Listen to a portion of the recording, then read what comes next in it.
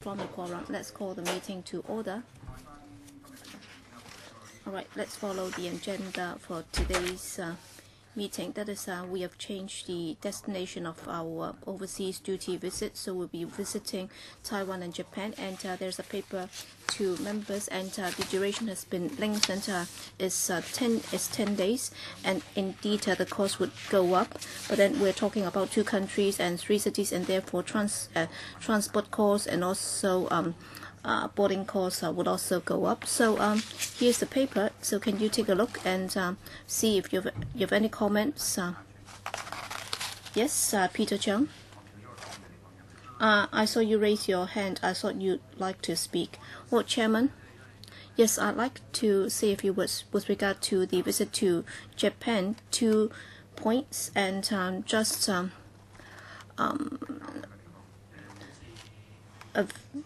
very brief visit to each destination. So instead of just making a brief stop at either city, I think it's better to focus on one city.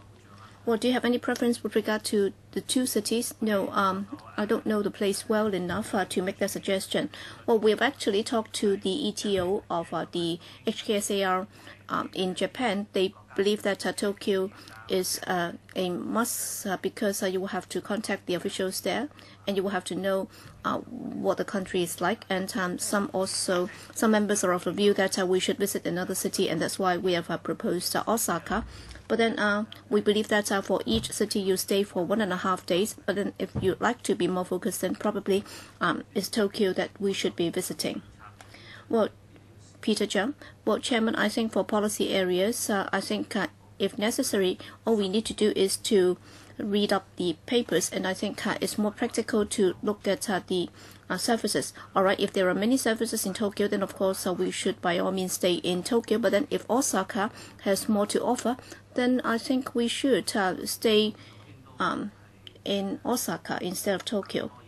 So if Osaka can offer a lot more and it's more pragmatic, then I would suggest that we go for Osaka instead of Tokyo. So that's my initial thinking. So I think we should be paying attention to the places that we can visit. For policy issues, we can always read up the documents. And even for officials in Osaka, they can always tell us the overriding state policies. Other members? So would you rather spend more time in one city instead of making 2 brief stops in 2 cities?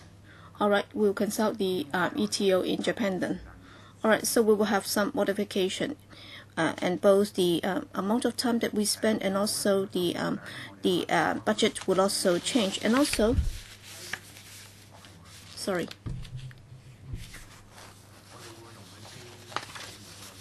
Would we allow non-subcommittee members to join? So will we be opening this up to all council members? All right, let's decide. Well, the next meeting will be held on the 8th of July. It's going to last for 3 hours because we'd like to have a discussion on the working poor, and would also like to meet with the deputations, and therefore there'll be 3 hours. 2 hours will be meeting with the deputations, and then 1 hour will be meeting with the administration. Any comments on that? If not, then we have already given you the schedule for our July, August, September, and October meetings. All right, 2 meetings in July, and then after October, there'll also be more frequent meetings. So if there are no comments, then things are set, and let's get started as soon as possible. All right, item 3, student financial assistance schemes for needy students of various education levels. Let's invite the administration team to join us.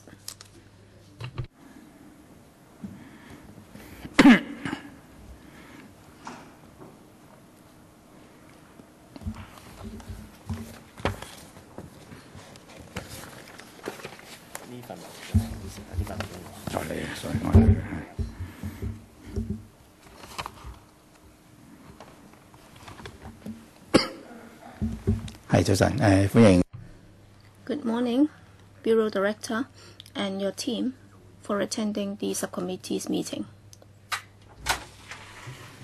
局長，我哋收到你嗰份文件咁。We have all received your paper, and I'm sure most members have already read that paper. So can you just highlight the salient points of the paper, in particular points that you'd like us to pay attention to? Thank you, Chairman. Good morning, everyone. Thanks to the Chairman, we have been given this opportunity to brief members on the work of the Commission on Poverty. We have set up task groups to focus on training and so on, and on poverty alleviation.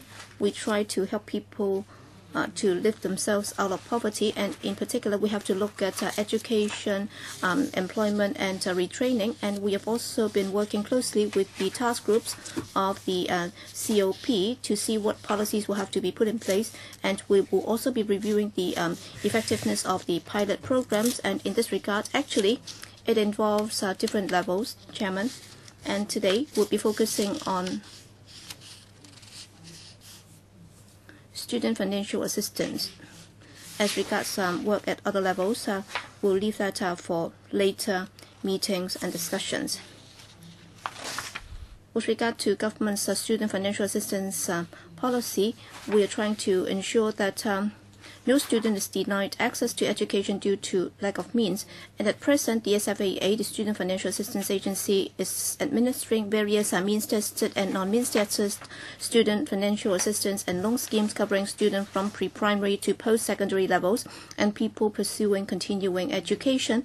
In 2011 and 12, the SFAA disbursed about $5.3 billion under various financial assistance and loan schemes benefiting about 380,000 students, of which is more than 30% of the total student population. In a paper submitted to the subcommittee, we have already set out the details of the various student financial assistance program and also the improvement measures. I have to emphasize that the administration has been reviewing from time to time the student financial assistance schemes in order to ensure that students are provided with appropriate support and see if there is any room for improvement.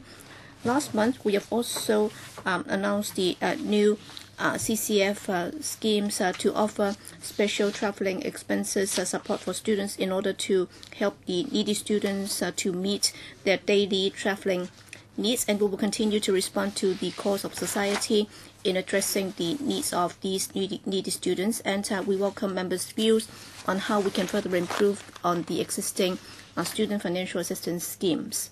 Thank you, Chairman. I have 3 hands now. All right, Kokaki, Chang Chiu Hong, and Peter Chung. All right, Kokaki, 3 minutes each. All right, yeah.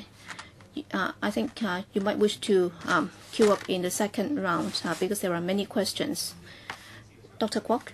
Yes, I think the administration has been trying to help them, but then indeed it has not been able to address their needs. Number one, if you look at the grants and loans, in fact, you're just looking at the general needs, but then well, for students, they're actually encouraged to engage in extracurricular activities and also other learning experience, but then there is no assistance whatsoever in those areas. So, in practical terms, for the low-income groups, they are not able to lift themselves out of poverty. Well, for the middle class, all right, bureau director and those seated next to you, you have a lot of resources available, and you're able to send your kids overseas during summer months to join summer camps and so on. But then for these low-income families, the administration has turned a blind eye to their needs. And also, the poorer you get, the worse off you become. By the time when you reach a secondary or tertiary level, many low-income families will be forced to enroll into sub-degree programs or associate degree programs. There is no financial assistance whatsoever. I think it's almost like a scam.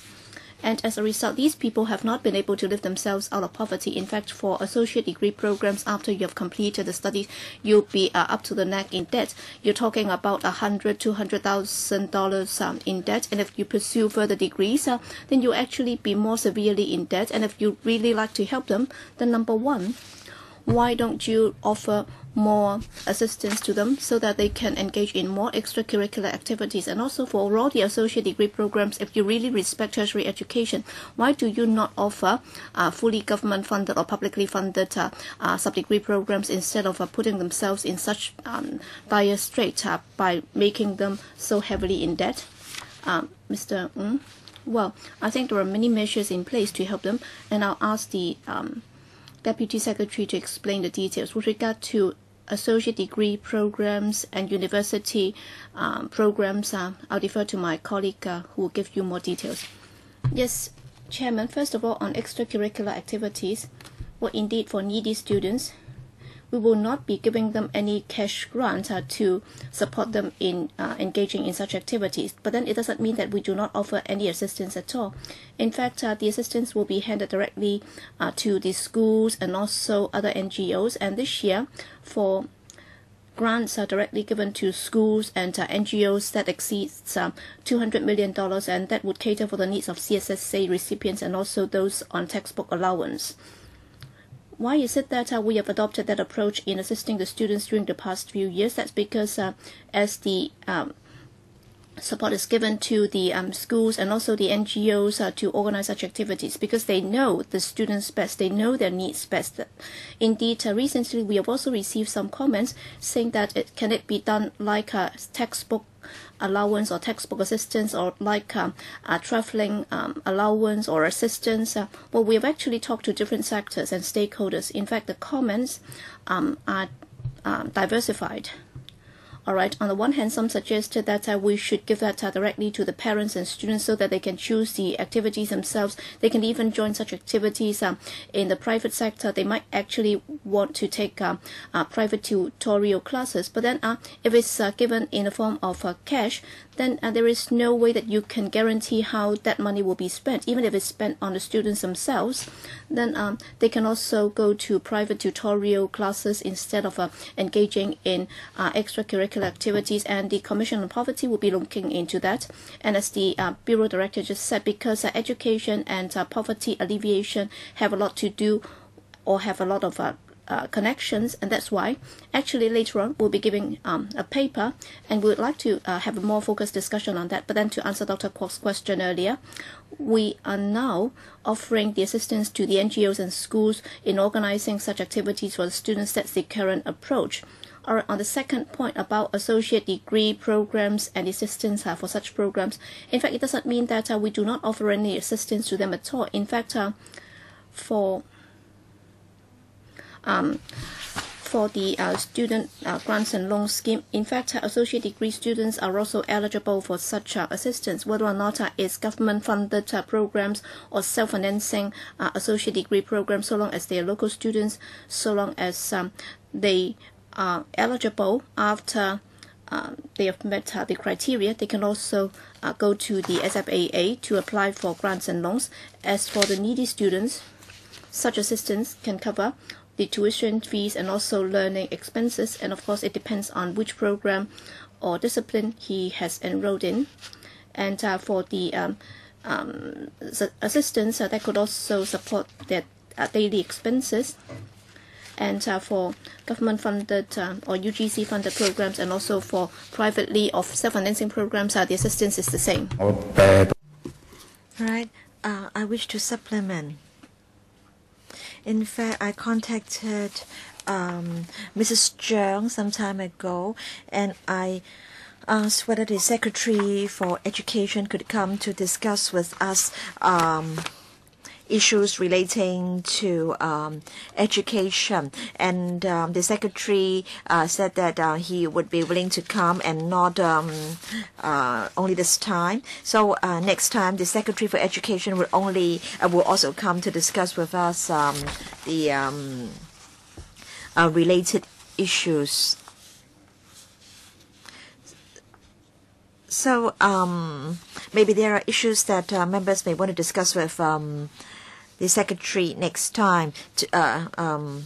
Mr. Fernando Zhang, 3 minutes is really not enough, but 3 minutes is only for the question. In fact, It's a pity that the Labor and Welfare Bureau hasn't sent anyone to our meeting to discuss this item. Perhaps I will first of all ask about pre-primary education. Of course, the Education Bureau is responsible for pre-primary education matters, but then for needy students and for poor students, they need services provided by the Labor and Welfare Bureau. For example, for those with special education needs, we may be talking about SCCCs or childcare centers. The funding comes from the SWD. But then there is a severe shortage of places, and as a result, many pre-primary students with special education needs can get the service they need at a very late stage. Now, the slogan is early identification and early intervention, but in fact, this objective has not been achieved.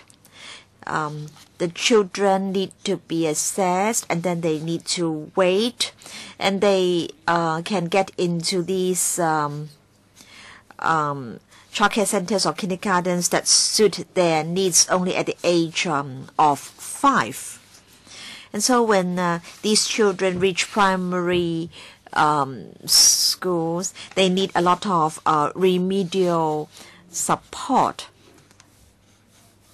because the golden period, so to speak, has already passed. So now I believe the Education Bureau is also responsible for pre-primary education. In other words, education for those 6 years old or under, because these children will proceed to primary education at a later stage. So I want to know whether there is any coordination between the Education Bureau and the Labor and Welfare Bureau in this area. Is there an inter-bureau or interdepartmental mechanism to deal with the issue? You know, Mr. Matthew Cheung likes to say, "I'll do my best. I've already done my best." So, and he likes to drag his feet. So I want to ask whether the Education Bureau will not take care of those under the age of 6. Yes, thank you, Chairman. I thank the member for the question. Now, 15 years of free education is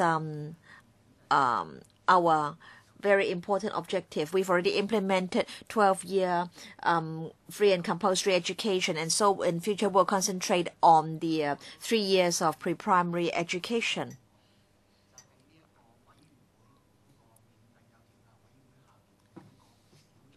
In fact, there are 5 subcommittees under the Committee on Free and Compulsory Pre-Primary Education. And there is one subcommittee on children with special education needs. And then I understand that there is a subcommittee under the Education Panel on children with SEN. So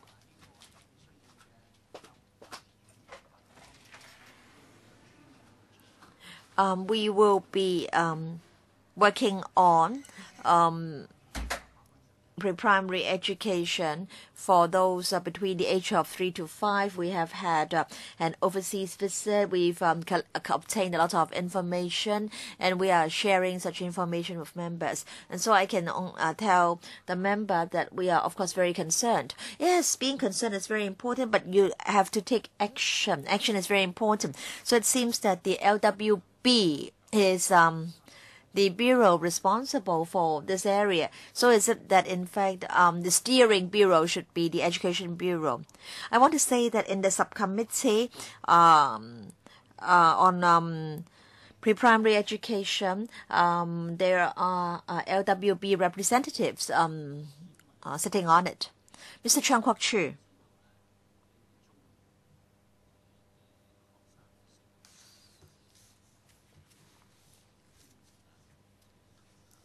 Now, I understand that for the CSA rental allowance, it will be cut if the child goes to university, and as a result, the child has to approach the SFAA, and I understand that very often the grant is used for the maintenance of the family, and then the loan is for the tuition fees. So in fact, I think it's really a lose-lose situation for such a family. So has the Education Bureau held a discussion with the LWB to help students in such a situation? Yes, I'll invite the Deputy Secretary to reply. Please speak into the mic, Mrs. Zhang. Yes, Mr. Zhang, in fact, has passed on to us some CSSA cases. Now, I want to say that the SWD under the LWB takes care of a child in a CSSA receiving family, all respects. But then after he has completed secondary education, I mean, he has completed fundamental education, then of course the arrangements will change. But then if this child can get into university or wants to study for an associate degree, he is still not, he doesn't have the means, and that's why he can apply to the SFAA for a grant and a loan. The grant is to cover tuition fees. The loan is to cover his living expenses.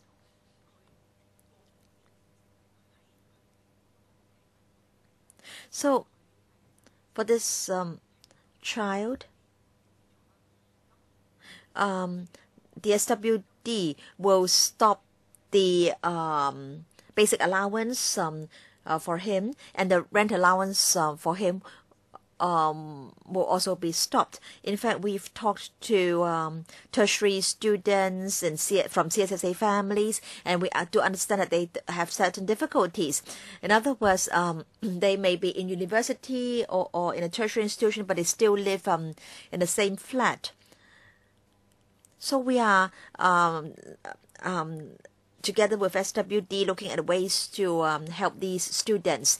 We are now exploring various options, and I can only tell members that we and the SWD are looking at this matter, and we hope that we can come up with some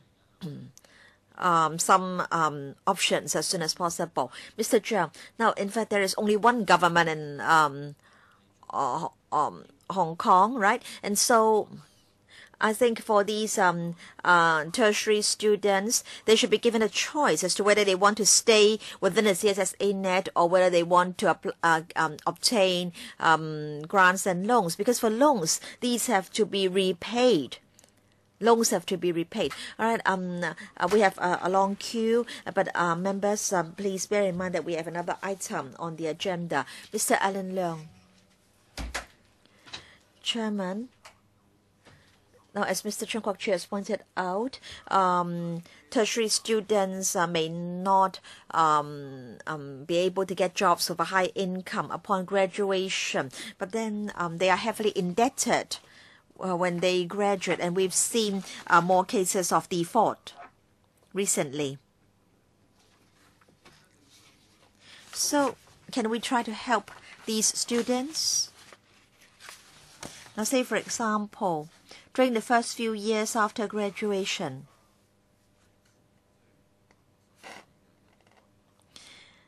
can more realistic arrangements be worked out for them to help them? The answer is yes. I think the Deputy Secretary can give members more information. Yes, Chairman. Now we understand that during the first few years after graduation, these graduates may not get a very high income, and so we have tried to explore ways to help them. In fact, in the past 2 years, we did a major review and we did some surveys, and we are of the view that the most effective ways to help them is to reduce the interest rate and to lengthen the repayment period. This is an option. In other words, the graduates can choose to lengthen the period for debt or loan repayment rather. Now, during the period they are in the tertiary institutions, the loan is interest-free, and upon graduation, 1%. So, in fact, the actual interest rate is about 0.7 something, and the repayment period can be as long as 15 years. And if these graduates have financial difficulties or they need to further their studies, then they can apply to the SFAA for a further 2-year interest-free repayment period. So in other words, the maximum repayment period can be up to 17 years, although we really do not prefer the graduates to repay their loans over such a long period of time. And for students who have obtained the loans, and the median loan amount is about 40,000, and so the monthly repayment amount is only about $200 odd, and that's really not too much. And for those who are non-means tested, of course their situation is better off. And so they need to pay interest from the day they start to obtain the loan. But then the interest rate has been cut, and in May, from the beginning of May, the interest rate is 1.395%, and the loan repayment period has again been lengthened from 10 to 15 years, and they can also apply for the extra 2 years. But of course, these are non-means tested students. They are not from poor families, and so they can't get grants. They can only get loans, and they need to repay about $600 per month. We understand that students may not be able to start repayment in the first year after graduation. They may need to incur a lot of expenses. And so we've put in place a new arrangement, and that is tertiary students can start the repayment 1 year after graduation. So this is this was done in 2012, 2013, and students who are going to graduate this year can opt for this arrangement of starting repayment 1 year after graduation, and we will keep the matter under review. Mr. Leung Yu Chung, now concerning grants and loans for tertiary students, I want to say that grants are not extra resources. Grants need to be used as tuition fees or fees for books and other education-related expenses. It's a pity that the SWD hasn't sent anybody to this meeting. I just want to say that because once these students have proceeded to tertiary institutions, the rental allowance is cut. Now you can say that the grant is enough to meet the education-related expenses. What about the rental expenses? What about accommodation? I'm of the view that at least the rental allowance on the CSSA should not be cut. And I don't think we can simply rely on the CCF to assist these students. And also for supporting students in taking part in extracurricular activities, according to the Deputy Secretary, you're concerned that if you just give cash to the parents, then the money might not be spent on extracurricular activities. Most of them would be more likely to spend it on private tutorial classes. Yes, indeed, that might have been a trend. This is not healthy and this is not normal. They should not have resorted to private tutorial classes, but then you can also understand it because many parents are now working very long hours and therefore they have no way to help their kids in their schoolwork, and therefore to a very large extent they will have to rely on private tutorials. So for the form of support for extracurricular activities, can that be done on an accountable basis? Because you're concerned how they're going to spend the money. All right, if it's on an accountable basis, and if it's on a certain ratio, for example, a certain proportion has to be spent on extracurricular activities and others can be spent on private tutorial classes, and if it's done on an accountable basis, it might not be that impracticable. And that might increase the administrative costs for schools. That's why I think in this regard you should give these schools more resources, because for textbook allowance is again implemented by the schools, and therefore why don't you just allow them to hire an extra administrative assistant so that we can leave such work to the administrative assistant, and that would also reduce the burden on the teachers, and in practice that would also be able to help the students in need. Can that be done? Bureau Director. Thank you, Chairman. With regard to private tutorial classes, we have actually considered these options. We have actually talked to some school sponsoring bodies. Well, I'll defer to the Deputy Secretary to explain in detail. Please be brief and concise. There are three aspects, Chairman. First, on CSSA students with regard to their daily living or daily expenses. We believe that this is also a problem. That's why we are actually talking to the school sponsoring bodies to see how we can help the tertiary students, in particular students on CSSA. All right, through the SFAA, we have talked to some students, and they have also told me that with regard to their living expenses, but when they apply for support from the SFAA, they will have to take it back for payment of rent. Well, that might have been the case, but then we've also seen the figures. Yes, for CSSA students, yes, they'll be able to get full sponsorship, and the threshold would be somewhat lower. So for CSSA students, they will definitely be able to get the maximum amount of grant, and they can also take out the biggest or the maximum amount of loan, and it's over $39,000. But then there are not that many. In fact, only about 40% of the students, including CSSA students, they have applied for such a grant and loan. So only about 40% of the students have applied for such loans. So you will also have to take this into account. How come there are so few students applying for this? Is it because they do not have that need? Well, for CSSA students, well, of course, their financial position would be worse off, and when we discuss this, we try to look into it from different perspectives. And number one, we are trying to come up with a way to help these CSSA students, and number two, we are seeing how we can help them, and it's been suggested that we can do that on an accountable basis. In fact, we have also considered this in the past. Well, the way we are trying to help them at present, that is the amount of money will be given to the schools and also the NGOs, and there are also guidelines in organizing such activities. There might also be private tutorial classes, because both parents and students would need that, and therefore we try to strike a balance. And that's also one of the reasons why we believe that the assistance should be given to the NGOs and the schools. That would be more effective.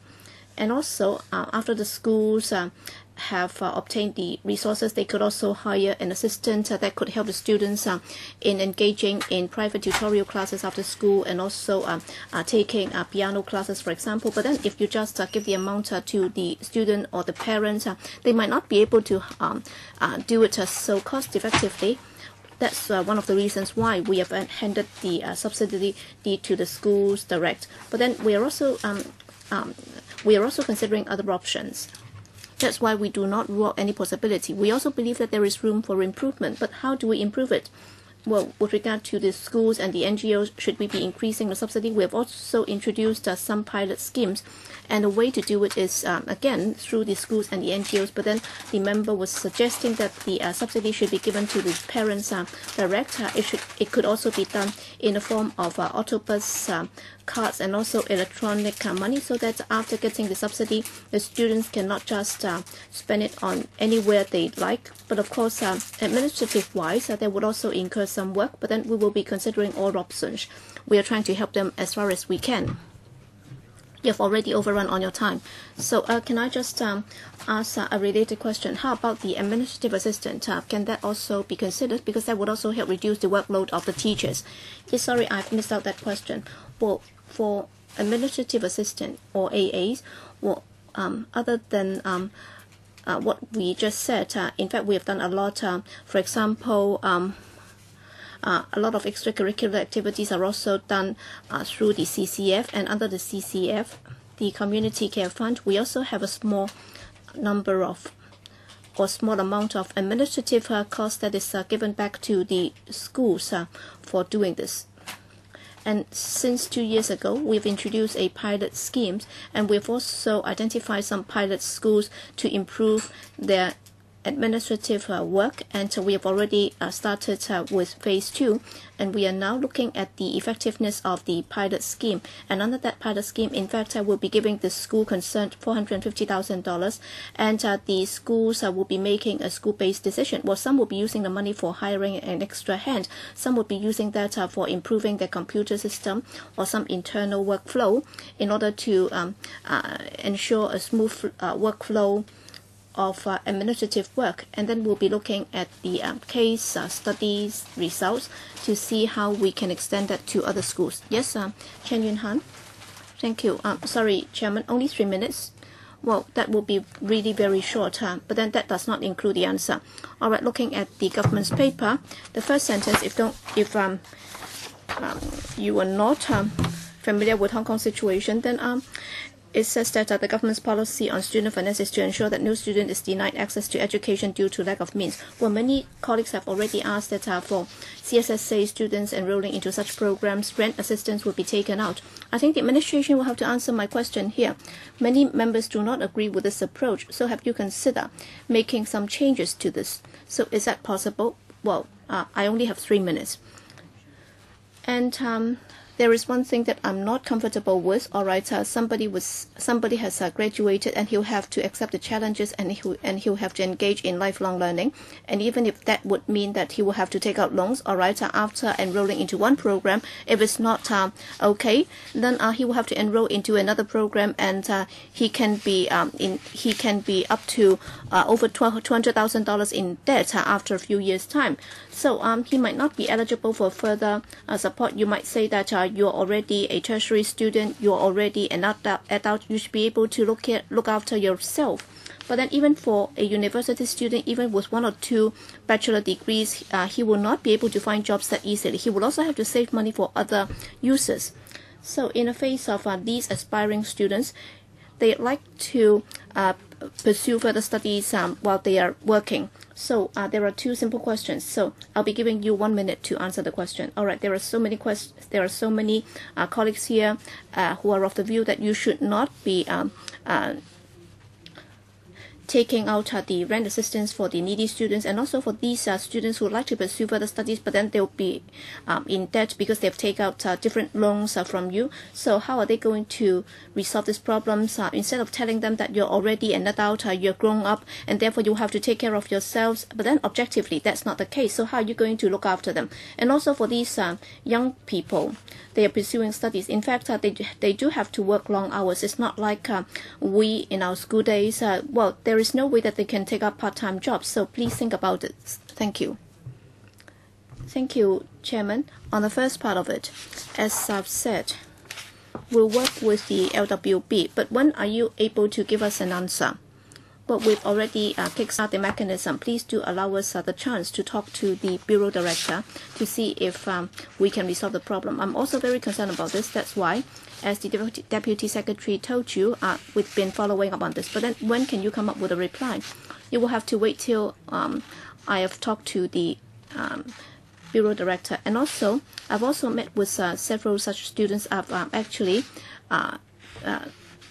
met with them personally. How come after enrolling into several programs they have not been able to complete that? Well, I've actually talked to them. I've asked them why. In fact, they would need a bit more counseling. That's why counseling is also very important. Secondly, if they do have some practical difficulties, they should come to our office. Our colleagues are very concerned about them, and they are there to help them in order to resolve the immediate financial problem. One was in debt by about $260,000. So how are we able to help them? It's not about the $260,000, but then how is he able to face up to this? How is he able to resolve his personal problems? It's about his own life. Yes, you will have to help him. It's not just about the debt of $260,000. You will have to talk to him, because money is one thing, but then in dealing with his own life and also his own planning is another thing that we will have to deal with. That's what we are trying to deal with. Thank you. Next, Albert Ho. Chairman, I'd like to ask about the STSS, the travel subsidy, because many students live in the remote areas in the new territories, and some are also from parents with no links in Hong Kong. But then under the STSS, apparently it's not given as a lump sum, and there is a very complicated calculation method, and you're not subsidizing the full amount or the full cost. But then, and also apparently you'll be giving the minimum amount. So the option is that they will have to go for the least expensive mode of transport. Is that right? And also, on average, have you done any calculation?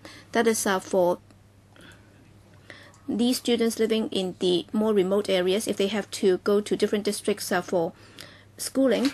So how much do they have to spend on average? And what is the percentage of subsidy? And also, have you calculated their need for extracurricular activities? And on those occasions, how would the assistance be calculated?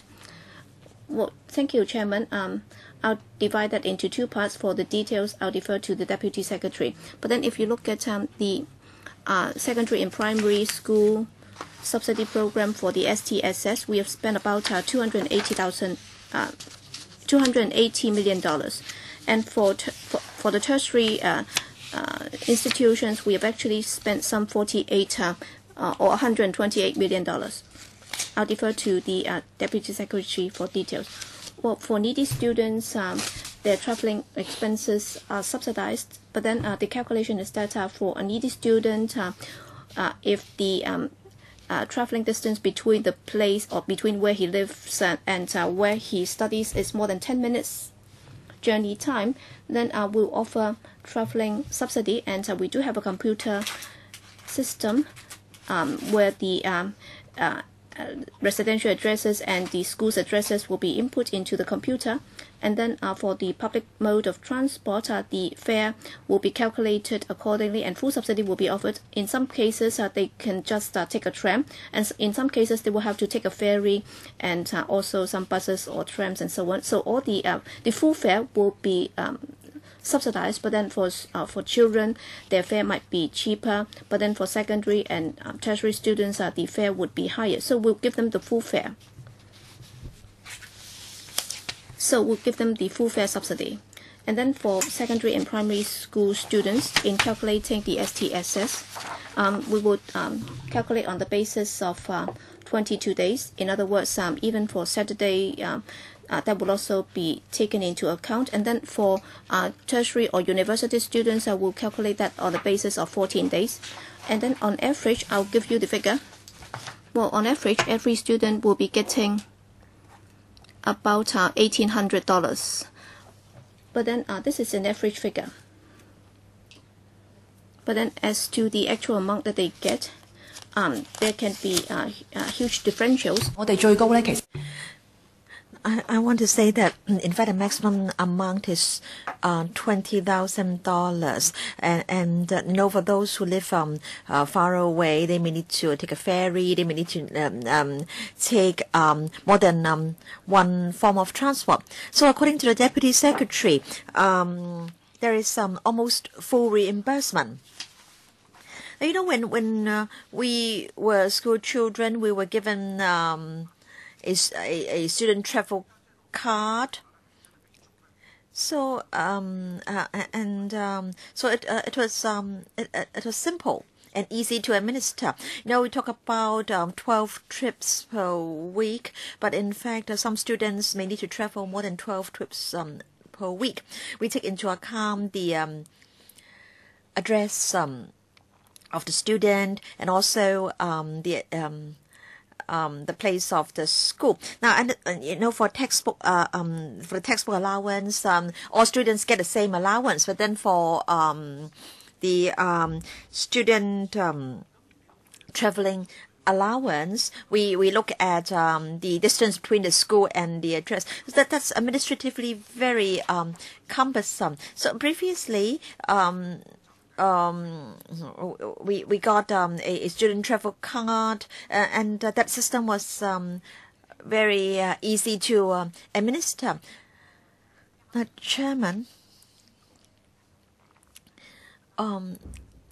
at that time, there were some arrangements worked out with the MTR and with the bus company. In other words, the public transport operators provided the discount, and the government reimbursed the public transport operators. But now we calculate the cash needed by the students. And also because we give cash to the students, then the students can get more flexibility. And I think the same flexibility can be enjoyed by those who receive the textbook assistance. Mr. Wong Yok-man. Now, in fact, there is the Poverty Commission led by the CS4A, and in LegCo we have this subcommittee on poverty, inviting the relevant departments and bureaus to attend our meetings. And I think these officials can only tell us the status quo, what measures are being carried out. But then we are of the view that the poverty problem is serious and must be resolved. So concerning the Education Bureau, Labor and Welfare Bureau, Food and Health Bureau, I think they need to introduce major adjustments to existing policies in order to provide effective assistance to needy families and students. But it seems that officials are here to tell us what the existing policies are, what is being done, how much is being given to the students. Now, in fact, this is mere repetition.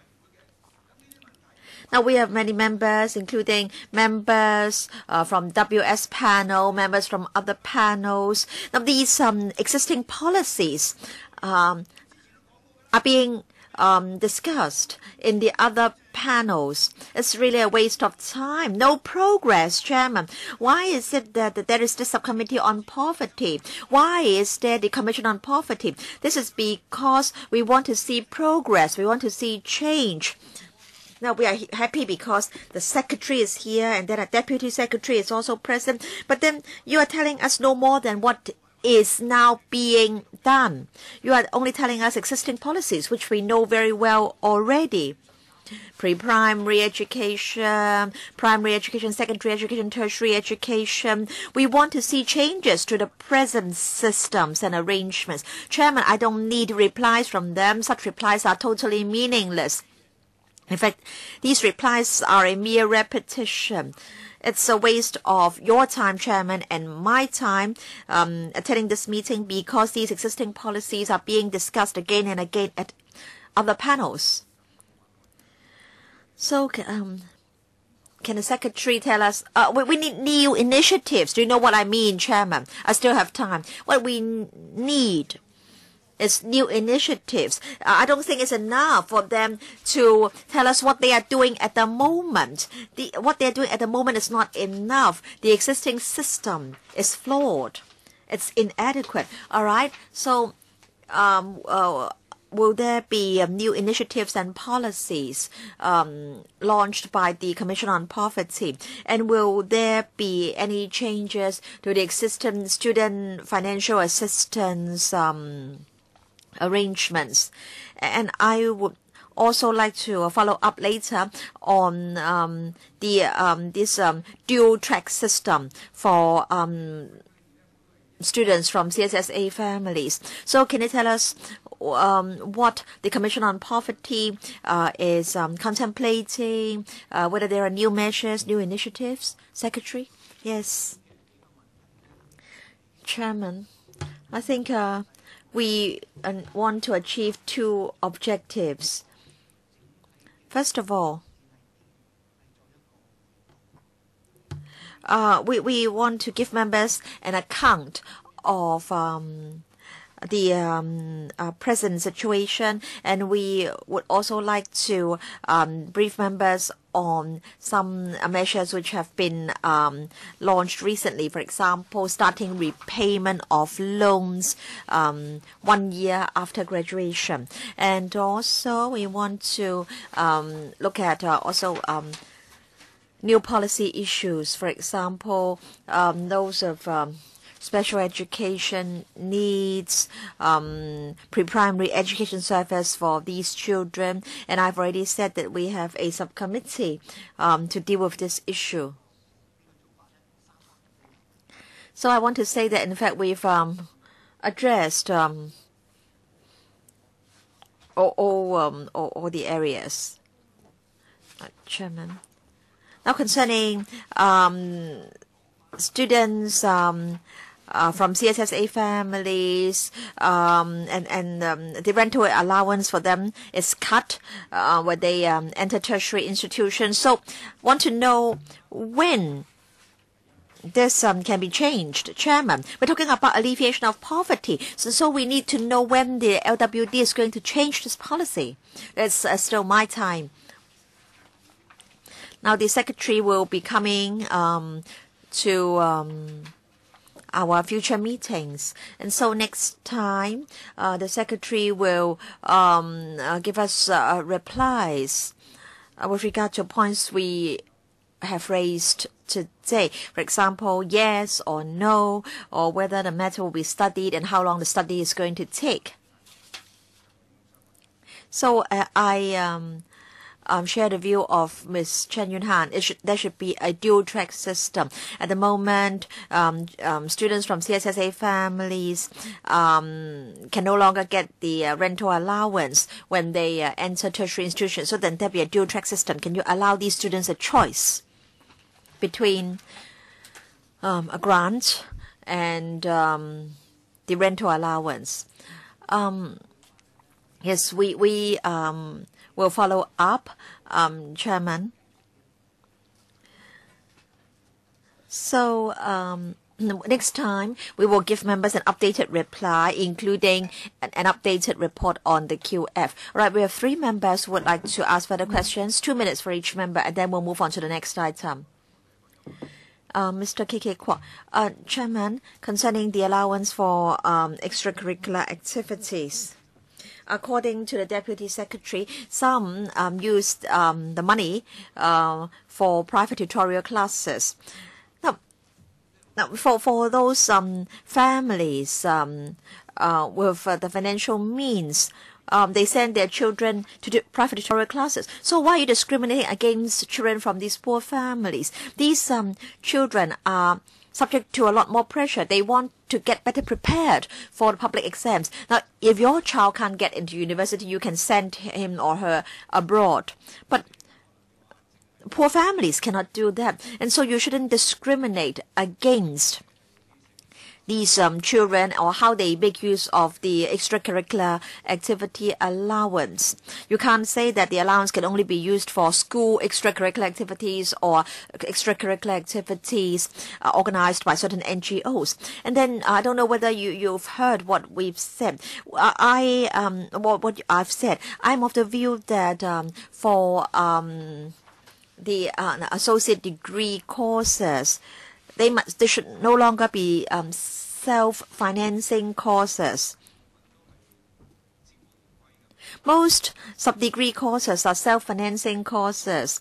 And, you know, for these institutions offering sub-degree courses, many of them have borrowed money to build the teaching buildings, and they need to repay the government. That's why they charge the students higher fees. So can you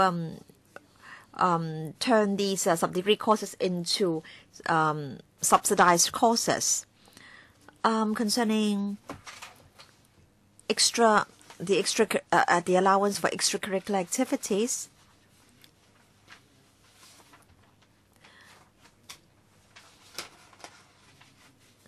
and according to the schools, if the students choose the outside courses or activities, that may be rather expensive. But then, if students opt for courses or activities within the schools, then will be cheaper, and also the students come from a common learning background, and so the activities will be more effective. And perhaps Deputy Secretary can now tell us about sub-degree courses.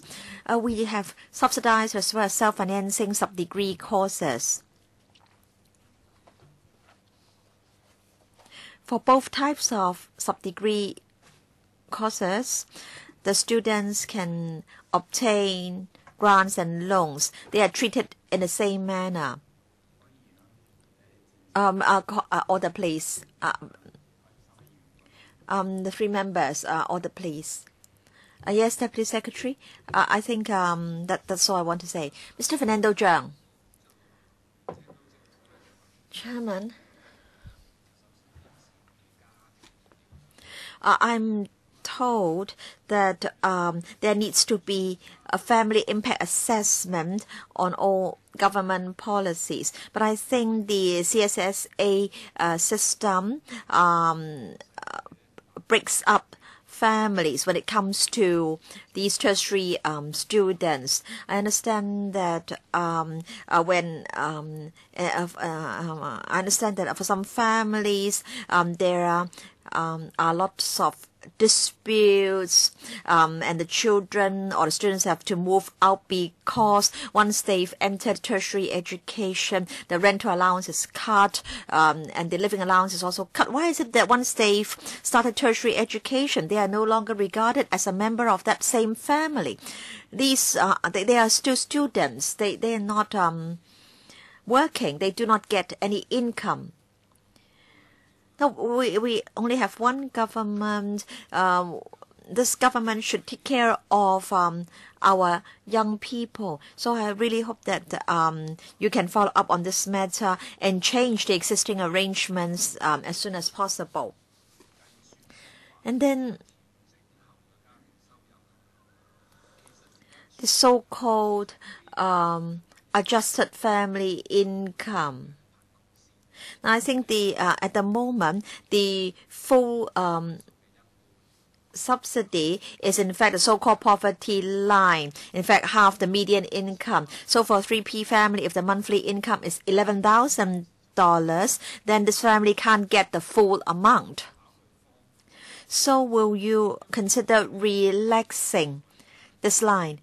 Because if they want to get the full subsidy, the full textbook allowance, internet access charges, they really have to be at the poverty line. So can you relax that line to say 75%? Yes, Deputy Secretary, can you update members on the latest discussions? Yes, Chairman, when the SFAA calculates the household income of the student, it takes into account a number of factors. 2 years ago, there was a major adjustment.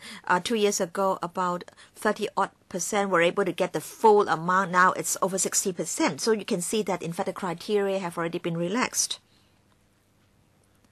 And students who are able to get the full amount are from families at 50% median household income. And of course, if the household income is higher, then the students cannot get the full amounts.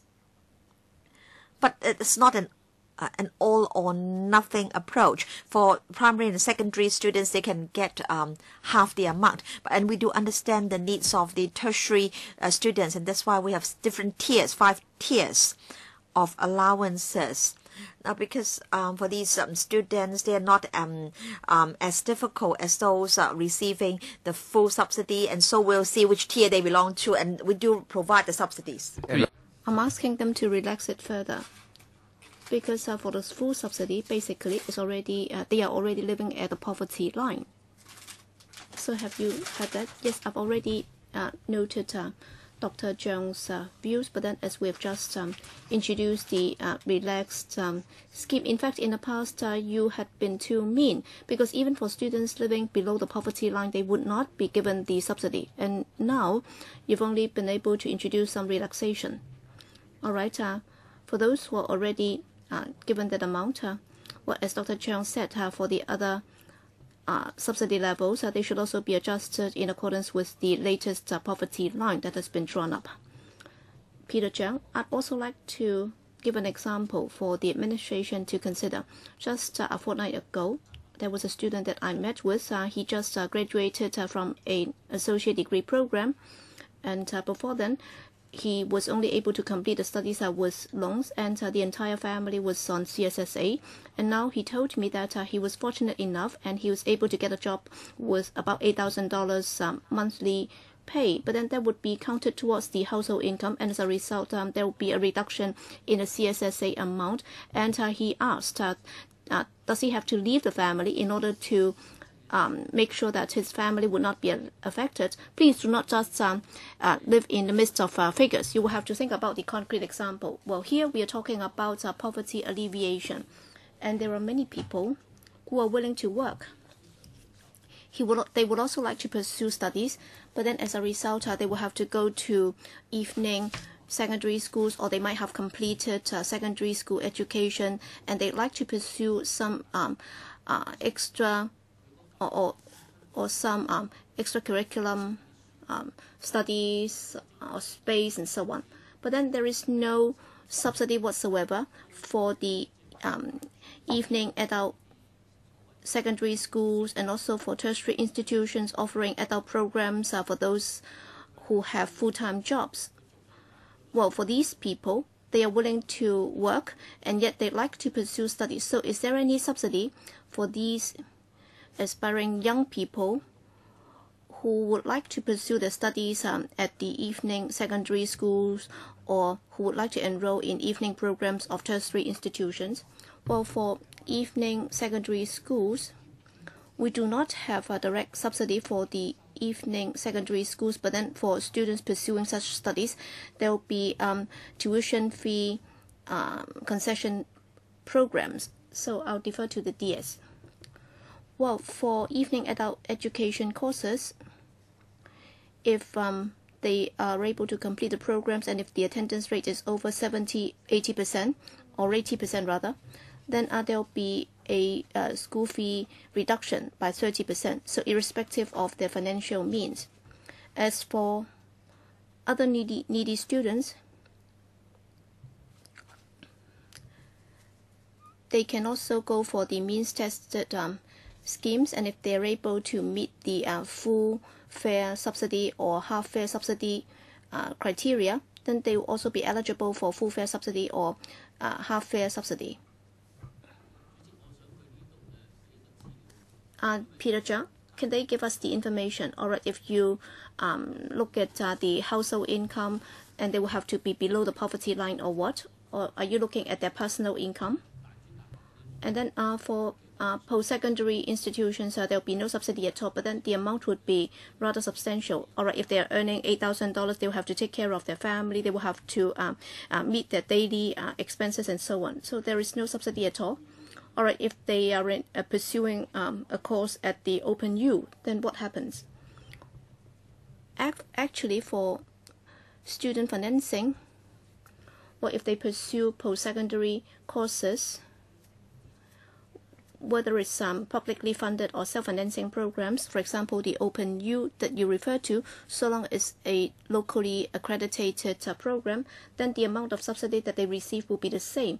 So there is no distinction between publicly funded programs and self-financing programs. And of course, for the self-financing programs, they will have to be locally accredited so that there will be quality assurance before we will offer any subsidy. And then for needy students, if they pass the means test, then in terms of their school fee or course fees, there will be subsidy. And also for learning expenses, there will also be subsidy.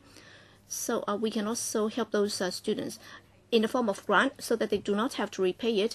Well, if it's Open U, if it's locally accredited programs, then they can be subsidized. So do they have to pay upfront and then they'll get reimbursement or what? Well, that also has to do with that has nothing to do with whether it's publicly funded or self-financing programs. They will have to apply to the SFAA because they will have to pass the means test, and they will have to provide some bank account information and some receipts and so on in order to pass that means test. And if all the information is furnished, then within a month's time we'll be able to grant the subsidy. All right, it's almost time for us to wrap up. I'd like to summarize the discussion into the following points. Yes, Ms. Chen Yuen-han. Thank you, Chairman. I'd just like to air this sentiment because recently I've also aired some grievances. Strictly speaking, we'd like Hong Kong to be able to resolve all its problems. And the reason why I asked you several times, I think Mr. Raymond Wong put it very nicely. All right, I think we are very, very much bogged down with the same problems, and we spend a lot of time and effort on those issues. All right, you have the COP chaired by the Chief Secretary for Administration. It's a political problem.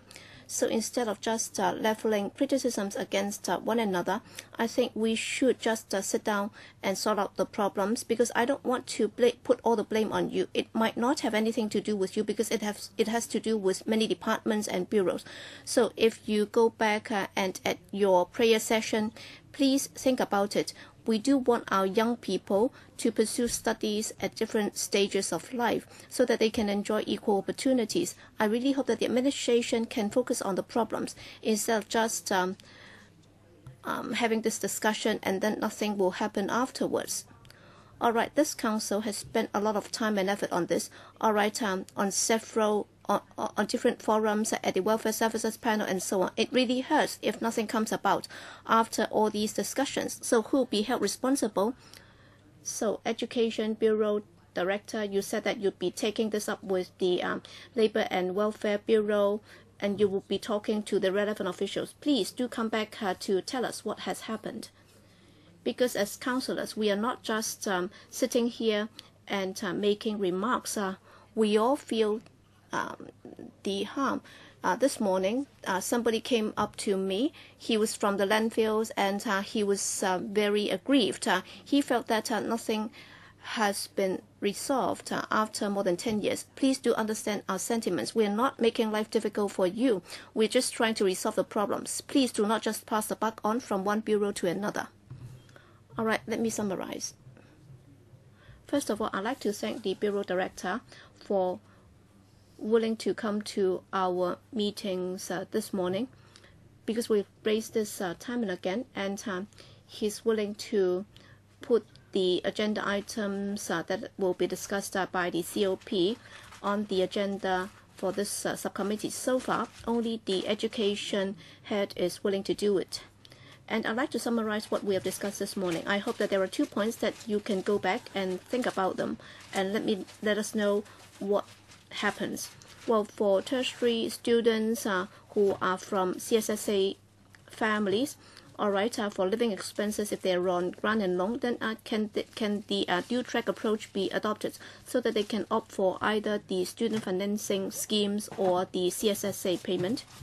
And also, for all the subsidy related to the Education Bureau, for example, the STAS or STSS, all right, in the past we did not have the poverty line, but then for different schemes, you might have different lines and thresholds. But then now that we have the poverty line, I think it's very clear. So you should have a review after the poverty line is established, and then there should be reviews to these of these schemes. So can you tell us what happens later after the poverty line is out? And then the Secretariat will be summarizing the questions raised by members. Please do give us a reply in writing as soon as possible. And then we can ask according to the written replies from the administration. And I suspect that next time we'll be meeting you again. And then for the papers, instead of just setting out everything like a checklist, can you also tell us the policy areas involved? For example, what are the existing policies in relation to poverty alleviation, and also out of the existing policies, how many of them are going to be changed or modified?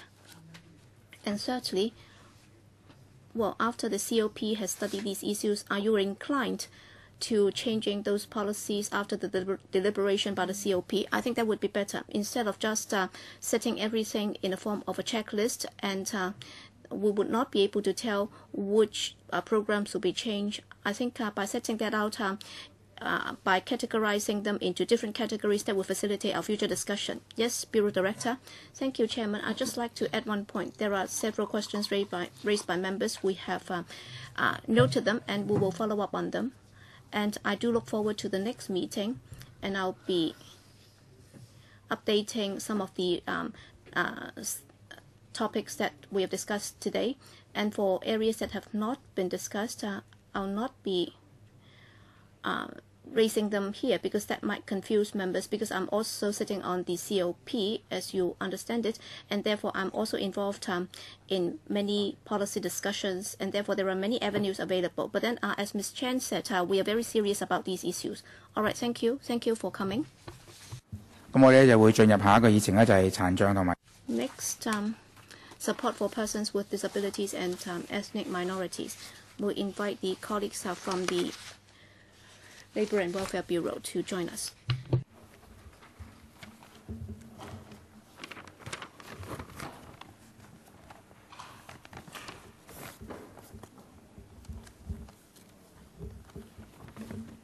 I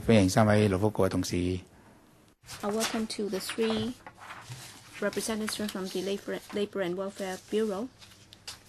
Actually, these are the two very important areas in relation to poverty alleviation.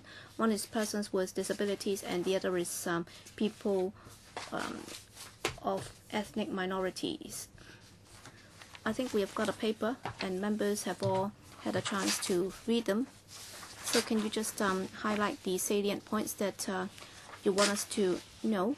In particular, after the establishment of the COP, what are the areas that are being studied, and what are the areas that would likely be amended? Well, on the 8th of May, we already had an initial discussion. I don't think I need to repeat those points. Let me summarize our discussions. Well, for the COP, we do want to do something. We do want to come up with some new thinking and new initiatives in enhancing our poverty alleviation work. As you understand it, there is a task group under the COP that's a task group on communities with special needs. For example, persons with disabilities, and also new arrival families, and also people from different ethnic minority groups, and so on. Over the past few months, we've been working on that. First of all, on employment. Well, I don't need to repeat the points that have already been made. In fact, during this term of government, we are highly concerned about employment opportunities for the disabled. We understand that they have tremendous difficulties in finding jobs. Yes, the unemployment rate is only 3.4%. It's very low. But then the employment opportunities for them are not that high, and therefore we do have specific measures to help them. And so in the policy address, in the budget, the LWB and the SWD proposed new measures. Let me give an example concerning Sunny Way or Sunny Road. In fact, we have proposed to increase the subsidy to $2,000, and then from $3,000 to $4,000.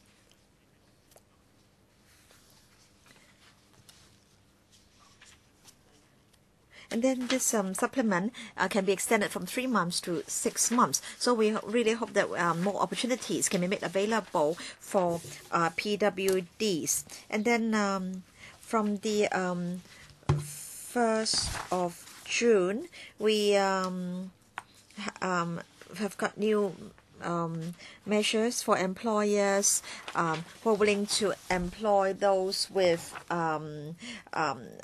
disabilities, and so we give the employers under the WOPS a 2-month salary, and the allowance is over $5,000 per month, and then if the employer is willing to continue to employ the PWD, then there will be $4,000 per month for the employer for a further 3 to 6 months. So in other words, if you're talking about $5,500 times 2 months, and then $4,000 times 6 months, that would be about $30,000. And also, for the government, for the public sector and the private sector, we are trying our best to employ PWDs, or to try to use the products and services they offer.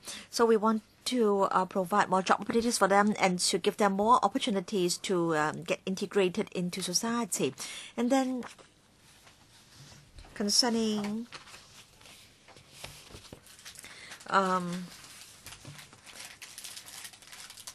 education for ethnic minorities, Madam Ip from the Education Bureau will give members more details. And then as to how we can offer more job opportunities in the civil service for ethnic minorities and PWDs, we in fact have some new initiatives. Now for PWDs, we try to provide a level playing field for them to compete fairly with their able-bodied counterparts. And of course, there are certain arrangements. For example, for PWDs who can meet all the necessary requirements, they don't need to sit the written test. They can proceed immediately to the interview. And if the PWD performance is in the category of the good performers, then bonus points will be given to this PWD candidate. And also, we have an average of 3% opportunity, offering employment opportunities to PWDs. Now, and so for PWDs it's 3%, and then for able-bodied applicants 1.9%. So this is a fair mechanism.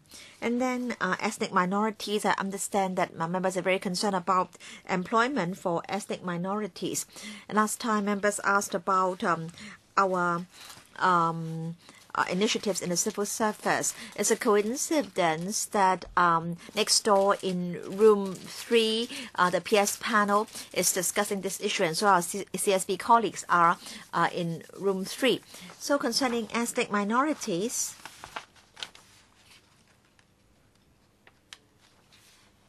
now the CSB has required heads of departments or grades to review the language requirements. To ethnic minorities, Chinese is the biggest hurdle or obstacle. So heads of departments have to review the requirements for Chinese proficiency, taking into account the nature and the requirements of the jobs. And then the police and the CSD are adopting more flexible measures So now in the recruitment exercise, they are broadcasting a video depicting a particular case, and the candidates only need to answer certain questions. So it's really easier than having to sit an entirely written Chinese paper. And also for the for CSD interviews, candidates can provide replies in Chinese verbally. So I want to say that in fact recently the police and the CSD have employed more South Asian candidates, and also for drivers.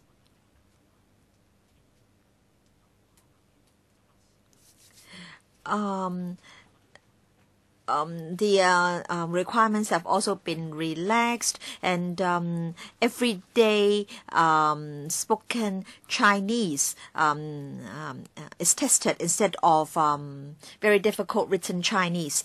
And then perhaps Madam Yip can now say something about education service for ethnic minorities. Yes, Chairman. We hope to change the way we support schools, and we hope that for these non-ethnic Chinese families, they will not just choose, they will not think that they can only choose from the 30-odd schools. And so we'll be changing the mode we support schools, and we hope that students, these non-ethnic Chinese students can learn Chinese more effectively. And apart from the 30 so-called designated schools, there will be an extra 70 schools with which will receive a special grant. And we hope that the grant can be used to support non-ethnic Chinese students in learning Chinese, and will also help these schools develop their Chinese assessment tools. And also,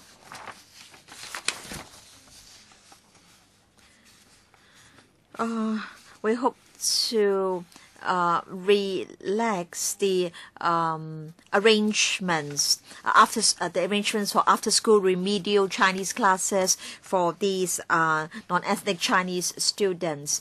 In fact, Hong Kong U has been commissioned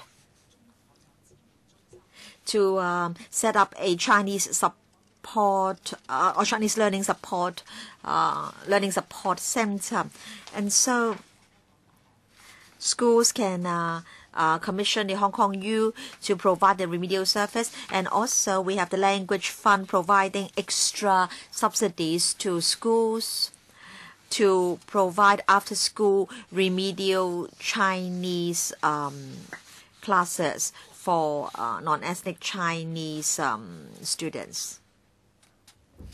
All right, we have a few members who would like to ask questions, including Mr. K.K. Kwok and others. It's really ironical. Secretary, yesterday the Civic Party held a press conference together with some ex-mentally ill patients, and their greatest complaint was that there was really no initiatives from the government to help them. According to a survey, only 20% of these ex-mentally ill patients are involved in economic activities. 80% are not. And for the 80%, about half of them are categorized by the government as retirees.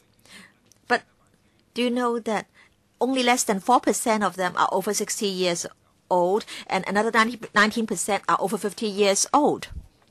So you're telling us that you are helping people to get employment, but in fact there are these people who can't get any employment. And then concerning the WOPS, in fact it's only or rather the enhancing employment of people with disabilities through small enterprise project. In fact, it's only the number is only 770. And so I want to say that these people feel really very hopeless. You are telling us how you are helping PWDs get employment. But do you know that for the ex-mentally ill, they are well educated. About 1/4 of them are university graduates. About half of them have completed secondary education. They are proficient in the 2 languages. But are there jobs for them? Yes, I understand that for the visually impaired, for PWDs, you are trying to help them join the civil service. And I think for the ex-mentally ill, I think there should be a target, say 2 to 3% of the entire civil service. It's useless to ask the employers to hire these people. These employers will only hire these people for a few months, get the allowance, and then dismiss them. And as those who appeared in a press conference yesterday said, they really need help. And they also they think that the employers need assistance and counseling. Sometimes the employers or the heads of departments concerned do not know how to handle these employees, and as a result, these employees, even if they are employed, may quit themselves after some time. Yes, I understand that it's a big challenge to us. There are many problems. We need to try to boost the job opportunities for PWDs. And I agree that there is still a lot of room for improvement. And you've just mentioned one item. In fact, we also have the work orientation and placement scheme. $5,500 for 2 months, and then $4,000 for 6 months. So, and I think these employers, I believe very few of them just want the allowance. Now, if we discover that that's their motive, then we'll no longer consider them eligible in the future. And but of course, I understand that we need to do more work with the employers. And then in the civil service, we have 3,300 colleagues. And about 300 of them are the ex-mentally ill. And some of them, in fact, work in my bureau. And we are working with heads of departments. Yes, we understand that education is important. Publicity and public education are also important. In fact, many NGOs are also are keen to employ PWDs. In fact, in the civil service, we have a target of 2%, but in fact, it's not a rigid target. It can be raised.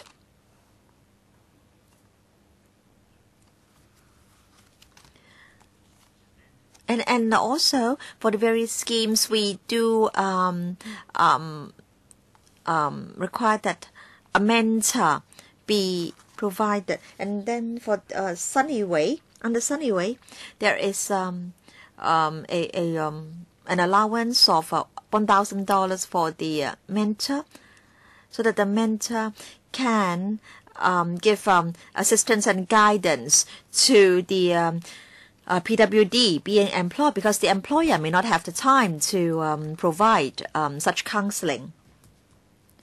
So in fact, this task force is now looking at ways to boost the employment opportunities of PWDs.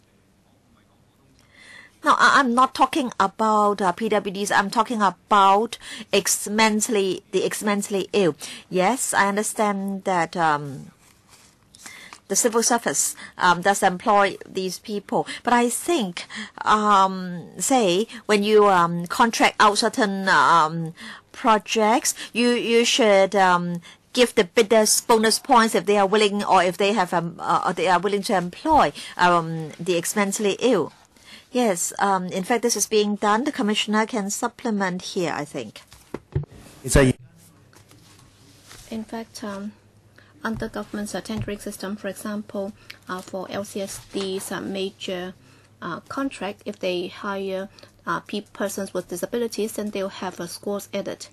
And also, within the administration, we also have mechanisms in place so that there can be restricted or restrictive tendering, so that social enterprises hiring persons with disabilities will be given priority. For example, for the restaurant run by Tonga Group of Hospitals, actually, they will also enjoy priority over the others. In fact, they've also hired some mentally ill patients. Yes, time's up for you. Next. Tam Yu Chong. All right, if you give them 5 minutes each, well, 3 minutes for the questions, and then for the replies, that will be up to the bureau directors. But then apparently members have been able to ask questions time and again. But then, no, that will not be allowed. Just now he said it was a simple follow-up. That's why I tried to cut him short. So I think you will have to exercise your judgment. And also on this particular subject at the PS panel next door, we are also discussing this, and I'm also a member of that panel. So I think both meetings are discussing the same issue. Well, on the one hand, it shows the importance that we're attaching to the subject, but then you will also have to consider the fact that these subjects might be repeatedly discussed by different meetings and panels and so on. You may have to pay attention to what's being discussed at the other panels in order not to duplicate the discussion. All right, at the PS panel, we were discussing this. That is some 3,931 persons with disabilities being hired as civil servants, and as the bureau director just said, it accounts for about 2% of the total civil service. All right, if you increase that percentage by 1%, you might be talking about 1,000 more. So can you consider enhancing the target? And secondly, can you provide us with some information, for example, for the subvented organizations, how many PWDs have they hired? I think that's also public spending, and if they also help out, then that would also help ease the problem. Also, well, the current unemployment rate is quite low, and there is a shortage of labor generally.